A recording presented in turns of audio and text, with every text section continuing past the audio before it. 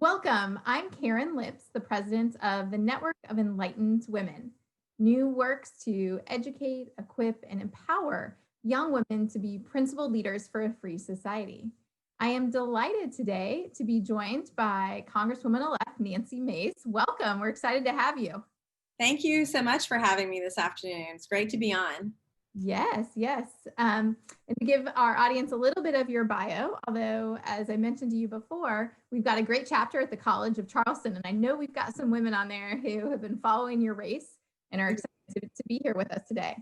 But the Congresswoman-elect is from South Carolina's 1st Congressional District. She graduated from the Citadel, and as a state lawmaker, she has earned praise for being a fiscal conservative.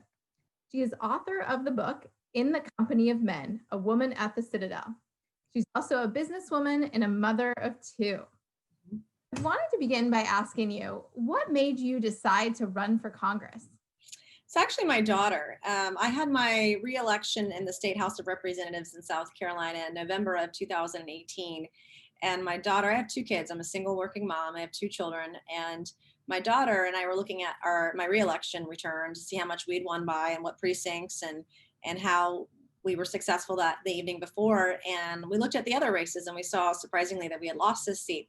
And the first thing she said to me, she turned to me and she's like, "Hey, mommy, when are we going to take this seat back?" Basically. And I was like, "Are you going to run or am I going to run? Like, who's going to run? And are you running the campaign? Like, what's your role going to be?" Because she loves politics, so she loves to campaign. And so I didn't make the decision right away, but certainly, yeah, as a mom and as parents, as grandparents, even, we do so much for our kids. And sometimes we don't always pause to see how much they do for us. And my children really inspire me in every way since I've had them, and everything that I've done professionally and personally. So. Well, and what was running like in the age of COVID? Are they in school still, or how were you able to kind of My fit children everything in? my children are unable to go back to school in person. They're doing school virtually. And so, I mean, COVID has presented its own set of challenges, both from a working professional standpoint and education standpoint, educating our kids. And I know that I'm not alone. There are a lot of families like ours that are in the same situation, or the same predicament. I believe that South Carolina has done a really good job of giving families options. We unfortunately don't have the option of going back right now. If we did, we would. But it's definitely made things more difficult in just every way, whether that's politically, campaigning, professionally, doing your job and working, and the need to educate our kids at home virtually too. Well, you've been a trailblazer for years. I want to go back to your time at the Citadel. And I think when people hear that you were one of the first women there, we all have an image of what that was like. What do you think was the biggest surprise for you, and what might surprise people who are just getting to know you about your time there? Yeah, well, people might be surprised to know that I actually dropped out of high school at the age of 17. And when I did that, my parents, my father's a retired general, my mom's a retired school teacher, and my mom actually taught at the school at my high school when I dropped out at the age of 17. And my parents said, if you were going to quit going to school, then you got to start going to work. And my first job was as a waitress at a Waffle House on the side of the interstate in a small town in South Carolina in the Charleston metro area, Ladson, South Carolina. And I'm originally from neighboring Goose Creek. And when I had my acceptance speech, I had it in the parking lot of that very same Waffle House, because I learned some very tough lessons during some very tough times in my life. And during that time in my life, I learned about the value of hard work, and I learned about community. The Waffle House, everybody loves the Waffle House. And I met so many people who were getting off their night shift or getting ready to go to work, or who families that would come in for holidays and have their meals there. I mean, I just met so many people in the community, hardworking people. And I see you still have that on your, you still got it on your Twitter bio, right? That you're Oh, yeah, for sure. And then a year later, I eventually got my high school diploma. I took college courses at a local tech school at night and on the weekends when I wasn't waiting tables.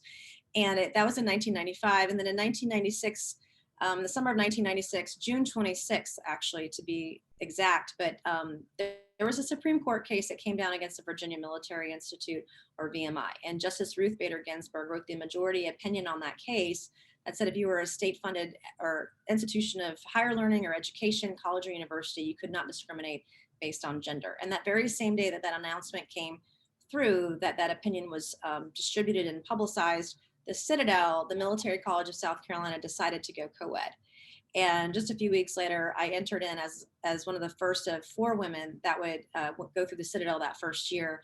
I graduated in 3 years to the top of my class, and never thought that I would ever accomplish anything like that. And I didn't go there to be the first female to graduate from there, but I went there because I had something to prove to myself, and I had something to prove to my parents, that I could go to a place that I could be challenged, that I could face adversity head on, and that I could face an obstacle unlike anything else I'd ever faced in my life, and I wouldn't quit and I wouldn't give up.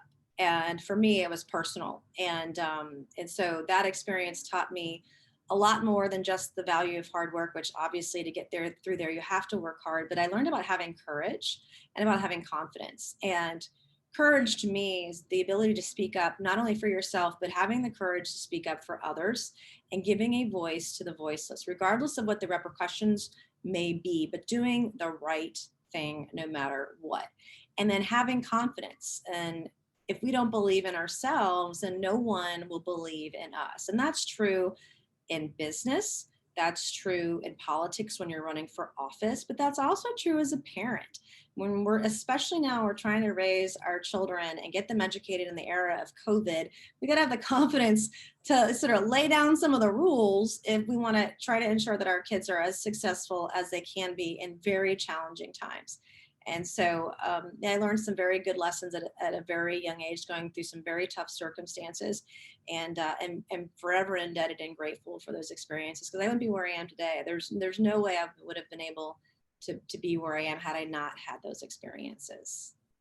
Well, in your time at the Citadel, obviously it was a male-dominated institution. Congress is changing, but again, has been male-dominated. What lessons do you think you'll take to Congress, and what do you expect to be the biggest challenge?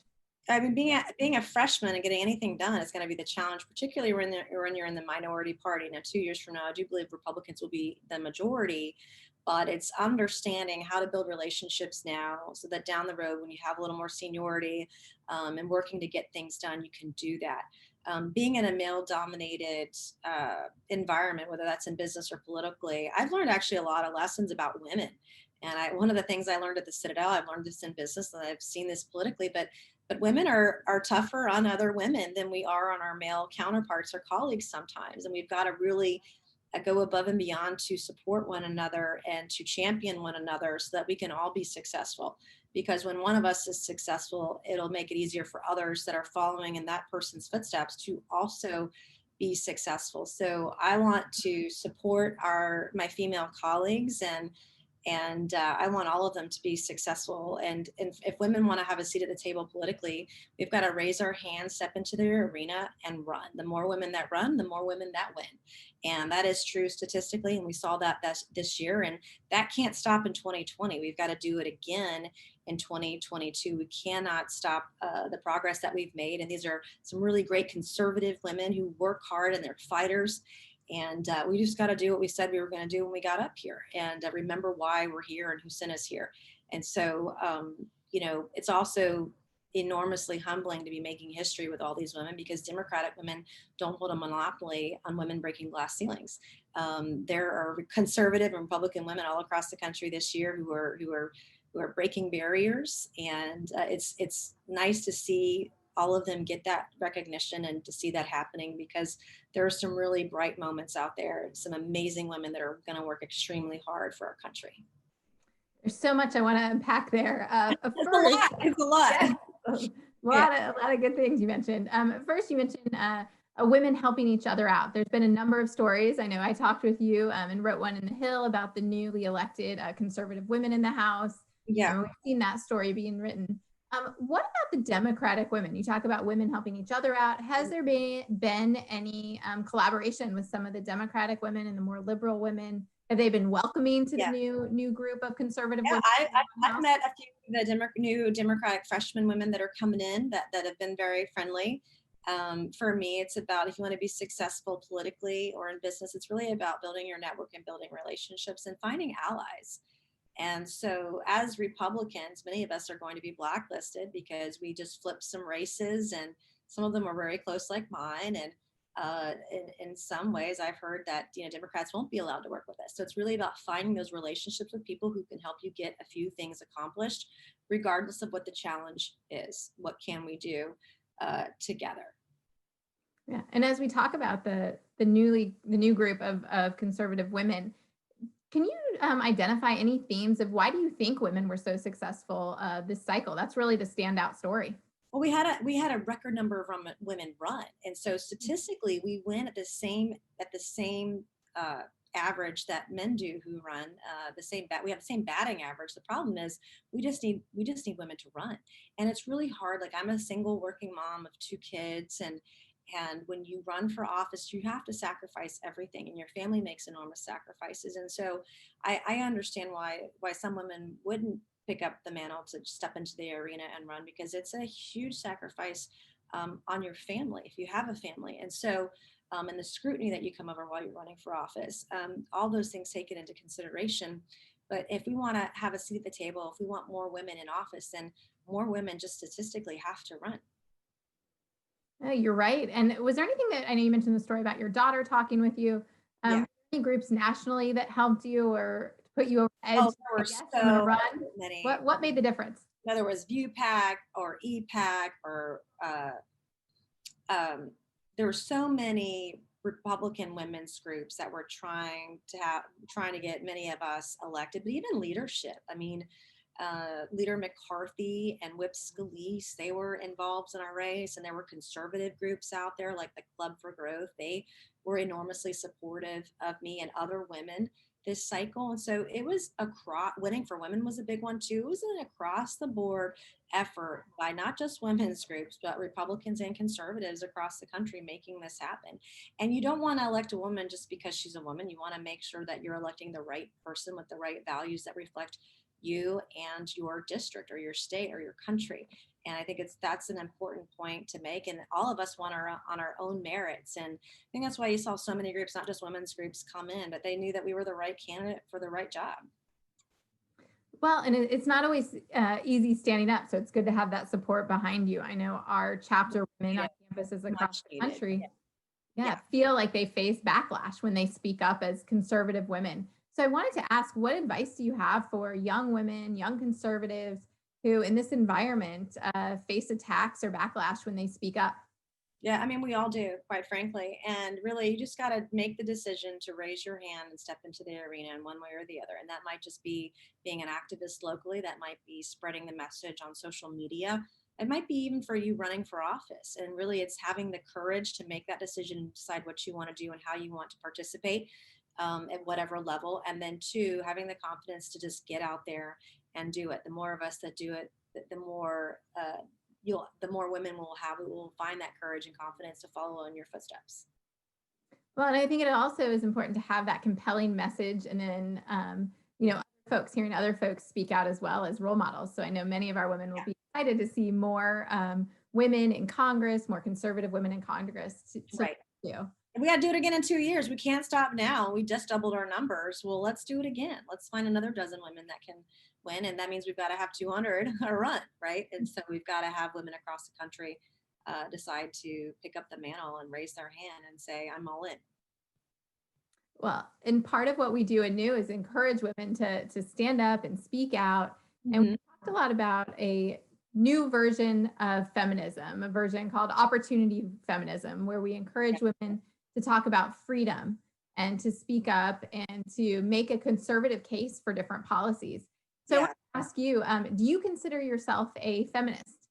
I do not. I do not consider myself a feminist or even a pioneer in that regard. I just count myself as a hardworking American, a woman that had a dream, and I set a few goals and I worked hard, and that's really what the American dream is all about. Thank you. I now want to turn to some audience questions, which my staff is asking to me. So when I look down, that is why. The first one I have is from Charlotte, who is interning with New and is a student at the College of Charleston. She asks, what advice would you give to the next generation of conservative women leaders? Why are groups like New important today and other coalition groups? get out there and have a voice, make your voice be heard. And that could be in activism, that could be in social media, being active in a group, participating, start at the nearest level that you can and get your feet wet. And, the values that we have as fiscally conservative and the value of freedom, protecting our liberties, being fiscally conservative, those are winning messages for every American, regardless of your political affiliation. And that worked this cycle, and it always will, because those are the principles that most of Americans believe in. Well, and those principles, finding that common ground is so important and leads to the next question we have, which is, how can conservative women have impactful conversations on campus with those with whom they disagree? Well, you just gotta, really building a relationship. And that's true in business, it's true in politics. If you have good relationships with people, that's true. That's been true in my relationships with the media and the press. I mean, you treat people the way you want to be treated. And that's the golden rule. And if you operate within those boundaries of the golden rule, then you're going to build relationships with people on both sides of the aisle. And it's important to always be honest, even if you disagree with someone, to always be honest with that person so that there's never any question about where you stand or where you are. Because the minute that you are dishonest, or that you flip a position that you weren't there before, and then all of a sudden you flip-flop, you lose a lot of credibility. And it's important to be honest even when you disagree. Even if you're worried you're going to hurt someone's feelings, it's better for them to know where you are than to feel like you might be dishonest in how you communicated with them. And so honesty is very important, but also genuinely having friendships and relationships with people all over the place and treating them the way you would want to be treated. Being kind goes a really long way. Thank you. Next question is, how will you define success in Congress? What are your top 3 priorities? I have a lot of priorities. As a state lawmaker, I probably had 24 bills that I filed over the last couple of years. I will probably be not far off from that. But in regards to the district that I represent, jobs in the economy are huge in the district. The state of South Carolina has been a great example and a beacon of hope for other states around the nation, where we've gotten our unemployment rate down to about 5%, 3 points lower than the national average. We've been able to get people back to work safely and kept our COVID numbers lower than other places around the country. And we have employers looking to hire employees all over the state now, because we have such a safe and friendly and open pro-business climate with low taxes. And healthcare is another big one for our district, and then infrastructure as well. Conservation is another issue that I would like to continue to work on. These are all things that I've worked on as a state lawmaker, and I would love to continue to do. But one of the other things that I had a lot of success on and reaching across the aisle was working on prison reform and criminal justice reform as well. And so those are things that I would too like to continue my work on. But I have a lot of ideas, I have a lot of things, and I have a lot to learn too. And I want to make sure the very first thing that I do is I hire the right people for my team, so we can continue to meet our needs, the needs of our constituents, while at the same time working on policy and legislation that'll benefit everybody. And speaking of hiring, part of the reason we got connected is one of our new alums was your campaign manager and has worked with your team. So it was great to make that connection. Yeah, of course. And she's amazing. Our next question, who has been your inspiration throughout your journey in running for office? Oh, my children, really. They are my inspiration for everything that I've done. They're enormously supportive of me and everything that I've done in business, and also politically. They're involved in my races. They knock on doors. They stuff envelopes. They get out there and put signs in yards, whatever we got to do. They motivate me in every way. And it was my kids that really supported me when I decided that I wanted to do this. They were all in 100% because they know how much this job gives me purpose and gives me drive, and how much I love serving the Low Country, a place where I grew up, a place where I call home, and a place where I just want to give back as much as I possibly can because of all the opportunities that I have had, even on days when I've struggled, just particularly when I was growing up, to see how far I've come. Just this girl from Goose Creek who had a dream and set a goal, worked hard, worked towards that goal, and achieved it. It's pretty remarkable. It is. And you've talked a lot about that hard work. And I think sometimes when we talk about numbers of women in Congress, there's a misconception that a lot of women just wake up one day and decide they're going to run for Congress, whereas Yeah. a lot of it happens when they run for school board and in the state legislature and kind of get in that pipeline. And in some ways, you can be much more effective at the local and state level too. So don't discount those opportunities if they do come by, because they play a very important role in the legislative and government process. So sometimes that's the best place to start. Yeah, so could you talk about the differences you've made at the state and local level and how that experience will help you at the federal level? Yeah, at the state level, I'm one of the top ranked, most fiscally conservative members of the General Assembly, something I really pride myself on. I have a 100% voting record of lowering taxes. But at the same time, I worked on the Judiciary Committee and really loved that, even though I'm not an attorney. Having the ability to learn from so many that understood our state constitution and our laws and our statutes, I really learned a lot about debating those individuals that had that experience. But too, I've worked on so many issues and not intentionally, it just so happened, but women's issues, criminal justice issues, prison reform. This year, the governor signed my prison reform bill into law in the middle of COVID. And having the ability, when I did that legislation, it was completely bipartisan. And when the measure was voted on out of the House and came to the desk of the governor to be signed into law, every single Republican and every single Democrat in the chamber voted for the bill to be signed into law. There was not one dissenting vote, and that is true nonpartisanship.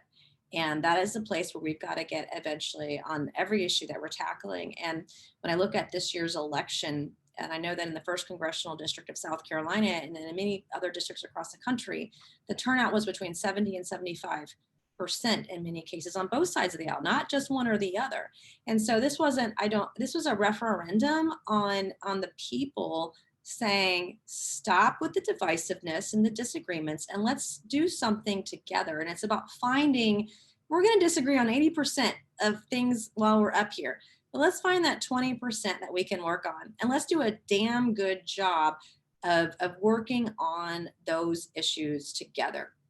And so like when we're talking about stimulus and trying to get more stimulus to small businesses, let's throw out all the BS, all the things out there that have nothing to do with stimulus or nothing to do with getting support to hardworking families who are out of work or businesses who have been shut down by the government. Find that let's keep it specific and germane to what we're trying to do. And that's why we've seen so much gridlock. That's why we've seen divisiveness, because people have been playing games for years now, for decades in many cases. And the American people, that's not what they want. That is not what they're asking for right now. That is not why we had such high turnout. We've got to find those positions where we can get along and get together, and we need to work on it. Well, you talked a lot about the relationships and working together. How do you think women serve or lead differently than men? And what impact do you think having more women in Congress will have? Having more women in Congress means we have more seats at the table.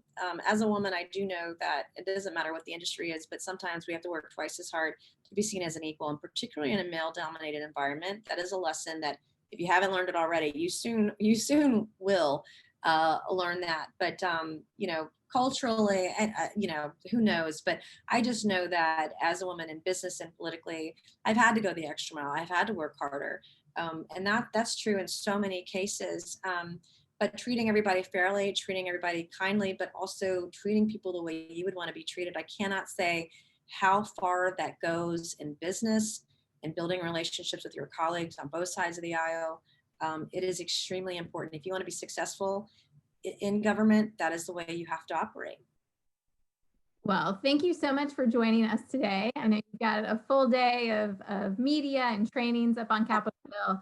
I wanted to end by giving you the chance to share any last words of advice for our young women who are in college or young professionals and involved with new. Every dream is possible. I mean, you just have to have it. You've got to have the courage to set a goal, to achieve that dream, and you just have to work hard to get there. And when you get down or you get frustrated, don't be afraid to ask for help. And there are no lone wolves in this world. I didn't get here on my own accord by myself. I got here because I had a lot of people who believed in me and worked just as hard to get me, to help me achieve my dream. And if you have that dream, you set your goals to get there and you work hard, you can achieve anything. I promise you. If I can do it, anybody else can. So I appreciate your time this afternoon. And if folks want to learn more, my website is nancymace.org. Wonderful. Well, thank you so much for joining us. We look forward to watching you in Congress. Thank you so much. Have a great day. You too.